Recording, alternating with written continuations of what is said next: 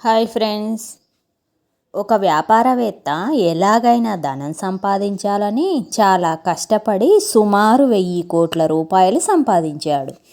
ఒకరోజు ఆ వ్యాపారవేత్త తాను ఎంతో కష్టపడి చెమటోడ్చి సంపాదించిన ధనం తాను చనిపోయినా సరే ఎవ్వరికి ఒక్క పైసా కూడా ఇవ్వకూడదని బాగా ఆలోచించి పేపర్లో ఒక ప్రకటన ఇచ్చాడు.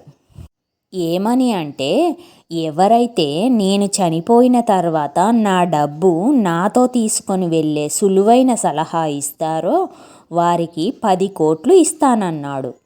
నెల గడిచినా కూడా ఎవరూ రాలేదు.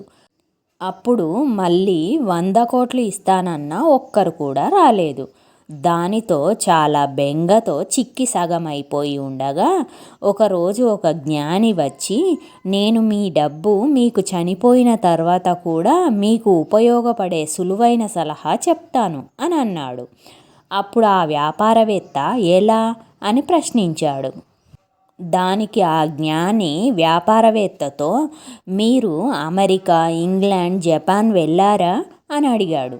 దానికి వ్యాపారవేత్త వెళ్ళాను అని చెప్పగా, అమెరికాలో మీరు మీ రూపాయలు ఎలా ఖర్చు చేశారు అని జ్ఞాని అడిగాడు.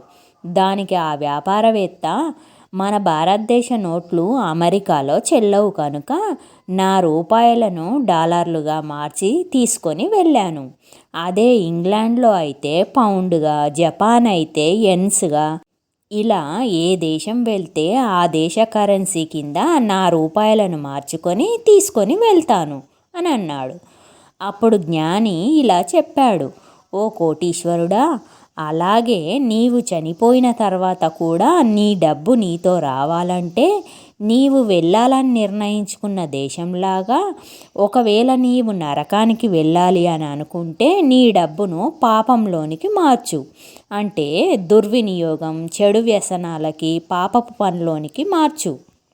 లేదా ఒకవేళ నీవు దేవలోకానికి వెళ్ళాలంటే నీ డబ్బును దాన ధర్మములు చేసి పుణ్యంగా మార్చుకో అని చెప్పగానే ఆ ధనవంతునికి జ్ఞానోదయం కలిగి ఆ జ్ఞానిని 100 కోట్లు తీసుకోమంటాడు.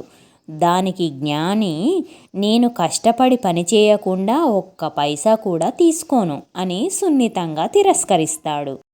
అప్పుడు జ్ఞానోదయమైన ఆ ధనవంతుడు తన ఆస్తికి ఆ జ్ఞానినే నిర్వాహకుడిగా నియమించి తగినంత జీతం తీసుకోమని చెప్పి తన సంపద అంతా సన్మార్గంలోనికి, పుణ్యంలోనికి జ్ఞాని సలహాతో ఖర్చు చేయగా పాత పాపకర్మలు పరివర్తనతో నశించి మంచి కర్మల వలన పుణ్యగతులకు వెళ్తాడు.